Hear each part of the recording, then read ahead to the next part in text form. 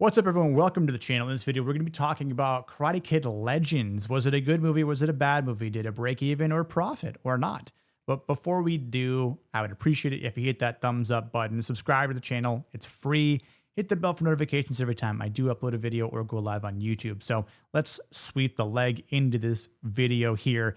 Now, first things first, was this movie profitable? Well, in terms of how much it cost to make, it costed about $45 million. And it essentially was the same cost in terms of marketing. So $90 million is what we're looking at here. And according to Box Office Mojo, it racked in $93.4 million worldwide. So if anything, it did surpass the entire budget for the movie. But when you factor in, other costs like what goes to the theater and whatnot, who's actually profiting about this? And does that mean another movie would get made after this point? Will there be a Karate Kid Legends Part 2 with these same characters, or maybe new characters and our main stars of, Li Fong and Mia Lapini, and maybe Mr. Han as Jackie Chan? That remains to be seen. And, for a movie that is very short, being only an hour and a half long, which is less time than, some of the other movies I want to say, but even then, I would feel like this movie should have been at least another half hour long. It was quick. And sometimes you might think, well, considering what this movie is about and the other movies, is that good enough? Well, based on what we see in the movie, no.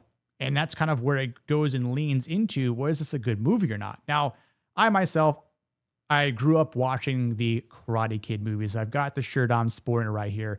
I've watched it many times. I enjoyed the Cobra Kai series because it did something that I wish Star Wars did, was bridge the gap between old generation and new generation, or just, longtime fans, while still honoring and having an homage to the original characters that are utilized still through a new series.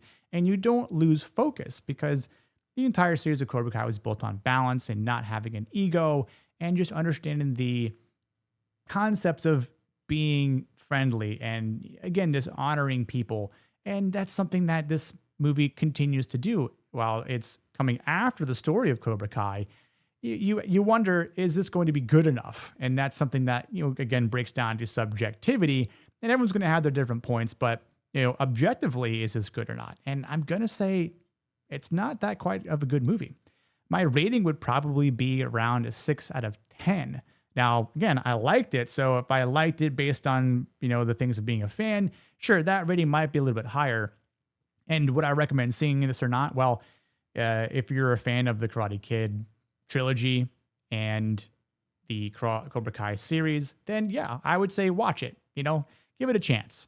I think it does do a good job of connecting the original story that Mr. Miyagi tells Daniel LaRusso of how Miyagi-Do came to be, by having an ancestor of Shimpo Miyagi fishing off the coast of Japan, ends up in China, gets taken in by the Han family, goes back to Japan after learning Kung Fu, and then lo and behold, that's how Miyagi-Do karate is created back in Okinawa. Now, I think the character usage was pretty good. I don't really have anything super bad to say about the acting, again, because considering some sort of movie that this is, we've got Ben Wang as Li Fong, who comes from like Disney series. Same thing with Sadie Stanley, best known as Kim Possible, as Mia Lapini, the daughter of Victor Lapini, who is a former boxer turned pizza owner, played by Joshua Jackson, which I did not expect to see in this movie. Obviously been a fan of Joshua Jackson since Mighty Duck. Also grew on that playing hockey.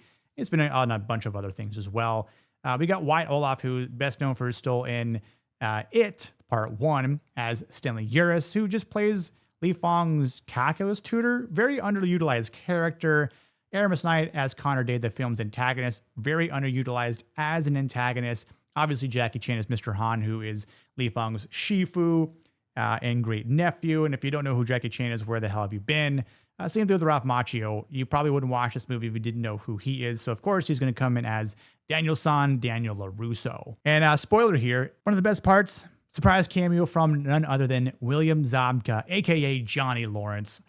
Was one of the best parts of the entire movie, I feel like, because after all is said and done, and when Daniel comes back to New York, he's at Miyagi-Do, and Johnny's there with him, having a beer, of course, and he gets a pizza, and they talked some business ideas. Great chemistry between the two of them because of how much they've worked together. And again, that was one of the best parts of the movie, seeing them back on screen. And maybe that should have happened a little bit more. As far as the weak points go, I think the dialogue could have been better in some instances. Maybe true expositional, because this movie is about karate. We need to see things, not so much, hear things. And I do think there were some good conversations that took place, and maybe some of the character turns of what happens to them happens too fast without, enough justification. The whole Kung Fu kid teaching an adult how to incorporate Kung Fu, into boxing just kind of felt weird and out of place, because in the end, in that scene in the movie, Joshua Jackson's character, Victor, he's set up, he gets knocked out, and has to go to the hospital, and Li Fong has PTSD because of what happened back home after his older brother, Bo, wins a tournament and gets stabbed and, ends up dying. And Li Fong felt helpless, couldn't do anything. And that all kind of comes back into the fray here. The antagonist, Connor, again, he felt very underutilized. And how are we supposed to dislike this character if we don't see him enough with our main character? He's supposed to create strife between him and Li Fong, and it falls very short. In the original movie, we saw the interactions between Johnny and Daniel happen quite often, to the point where you could make the argument, maybe Daniel was a bit too much of a dick to Johnny, so you can't blame Johnny for doing what him and his crew did back to him. And that was sort of the argument that, Barney did in the series How I Met Your Mother, when he was like, the real Karate Kid is Johnny Lawrence. But obviously, that's not truly the case, because then Daniel's getting picked on by these kids because he likes this girl, Allie.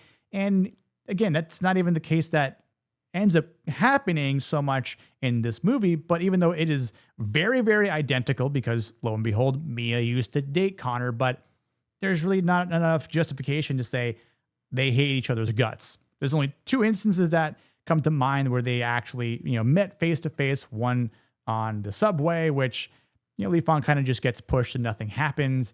And at one time at school where Li Fong tries to do his brother's, move that he uses so well and tried to teach Li Fong, which Li Fong could never, truly stick the landing. Connor sees it, counter kicks him down, and Li Fong just embarrassed at school. The other issue I had was the final countdown to the big fight in the Five Boroughs tournament. The last days kind of just went by very, very quick. And I understand that you're supposed to try and mimic how the fight in the All Valley tournament happened, with Daniel kind of going through all the places until he gets to the last fight with Johnny. But even then, at least Daniel in a previous fight was injured, wondering if he was going to be able to, to actually fight still against Johnny. And sure enough, he did. But there again, Li Fong kind of just breezed through everyone like he was hot shit. So that's where I feel like some of the parts of this being such a short movie felt rushed, went by too quick. Maybe they should have spaced things out, because again, maybe an extra 20, 30 plus minutes could have emphasized more character relationships, better arcs for them, better character growth, seeing, more usage of the legacy characters like Daniel LaRusso, which I don't think he was sidelined so much, because the movie isn't about him, but you need to bring him into it at some point in the fall, which merely happens in Act 3. And again, the core message is a strong point, because it is about growth. It is about discipline. Self-control remains intact in this movie once two mentors come together. And I do think that this movie is a tribute to mentorship, perseverance, and, the constant battle between, having an ego and being, humble. I do think there are some emotional payoffs, for the character growth, obviously with Li Fong and, Mr. Han, having that mentor-student, dynamic relationship, or on top of the rooftop, training Li Fong. And the chemistry, I think, between Ralph Macchio and Jackie Chan was nice. The dialogue between them, the jokes, the moves, it was also pretty cool to see. I think the fight scenes were pretty well paced and done in a very kinetic way. Solid choreography that I think reflects the character development of Li Fong and, who he has to fight and get to the end. And speaking of the end, with the final fight, I think it was good. And again, it was kind of hard to root against Connor, because I didn't really truly dislike him, because that's not what the movie was trying to exemplify. And, I understand that was trying to mimic that feeling between, Daniel and Johnny, but even then it kind of still felt short. In actuality, was cool to see, because I think you kind of saw how much of a dick Connor was because of the moves he was fighting. He was throwing those cheap shots in there that weren't counting as points. And I like the fact that it wasn't for the first to 3 points like it was in the All Valley. Rather, it was up to 7 points, which adds more of a physical demand to go the distance because it pretty much did. And, the last hit was the biggest one with Li Fang using his brother's move. But as he established a way to counter what Connor was going to do in his counter move was slide between Connor's legs and then, kick him and take him down. And if people remember in the second Karate Kid movie in the very beginning, where Mr. Miyagi is about to give John Kreese the business in the parking lot where he's about to, karate chop him right in the neck or in the face, he stops and instead he pulls on his nose and goes, honk. That could have been a monumental moment there in the film, but it was a missed opportunity. And instead, Li Fang doesn't do it. I'm like, oh my God, that would have been so funny. I feel like it would have been a really cool nod to the homage of Mr. Miyagi doing that. And how would Li Fang have known how to do that? Well, maybe it was a story, again, having an expanded relationship and better writing that's more fleshed out. Maybe there was a moment that Mr. Hong played a prank on his nephew or a great nephew that he and Mr. Miyagi kind of learned or did together when they were young and in an instance that they were hanging out with one another. Like there's a way you could have written it out and made it make sense and just add a light touch of humility to that moment where, yes, Li Fang could have just totally punched Connor at the end when he already had won, but he didn't. And, he still doesn't hit him, but at least it could have been something that was kind of cool. And again, a nod to the second movie. I have no idea if there's going to be a sequel at this point. I haven't checked to see if there's been any reports on it. If there's going to be a sequel, will they actually be able to make money and profit on it? Because it stands right now, sure, they've broken even and made a little bit over that, but are they going to look at it and say, hey, you know what? We can do it again. Maybe we'll add some other things from the Cobra Kai cast into it. I think in that case, you might get some, more people turn their heads and say, oh, well, we've watched the Cobra Kai series. Maybe Li Fang can be introduced in some other way and having like cross-national tournaments. Maybe there is something there, but don't rush it. Take your time. Don't rely on the studio to cut things out or say, hey, we only want, this much time because we can only supply this much money.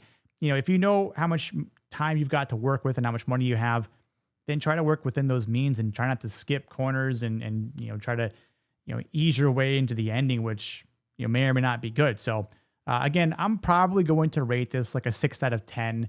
I wish it could be a better film. And I understand that a 6 out of 10 might not be that, well perceived as a good film, but I think the things that it does provide, with heart and action and clear respect of what came before is there. So I feel like, longtime fans might still appreciate it. Maybe new people probably won't. I think it might be worth a watch, at least. Again, it's a short film, and you've probably watched other films out there that are horrible and maybe the same runtime. So that being said, I hope you enjoyed this video. If you did, again, hit that like button, subscribe, hit the bell for notifications, and I'll see you next time here on the Plot Tracks Back. Cheers.